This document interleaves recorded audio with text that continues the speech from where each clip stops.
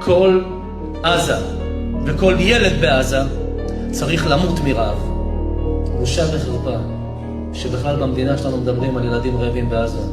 בושה וחרפה שאנשים בחודשים בודדים שכחו מה עברנו פה ב7/10. כל עזה וכל ילד בעזה צריך למות מרעב.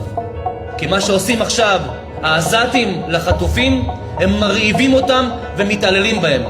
ואל תשכחו שאלה שנמצאים בעזה וחונקים ומרעיבים את החטופים, הם פעם היו ילדים. בעזה הם בלתי מעורבים. כל התמונות שאני ראיתי והסרטונים שלצערי בהם אני צפיתי, זה אזרחים לא מעורבים, לא חמאסניקים, שקיבלו עם סוכריות ובקלאות גופות של חטופים וחטופים חיים, ושמו אותם בתוך הבתים, שמרו עליהם, בזמן שהם אוכלים והחטופים רעבים או מתים רעבים. אז אם מדברים על רעבים, שידברו על חטופים רעבים או על הורים רעבים, שכל החיים יהיו רעבים לראות את הילד חוזר לחיים.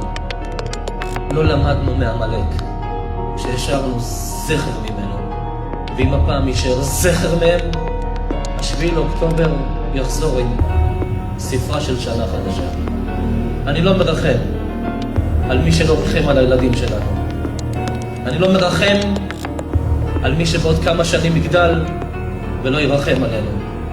אין בי טיפת חמלה על מי ששפך דם של יהודים שלא עשו לו רע.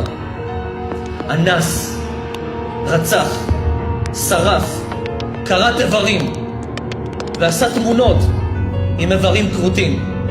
עשה מעשים של חיות לא עושים. רק מטומטם ערב רב, שונא ישראל, מרחם על המחבלים הבאים למרות שהיום הם קטנים, והלוואי רעבים. מי ייתן ימותו מרעב. ולמי שיש בעיה מה שאמרתי,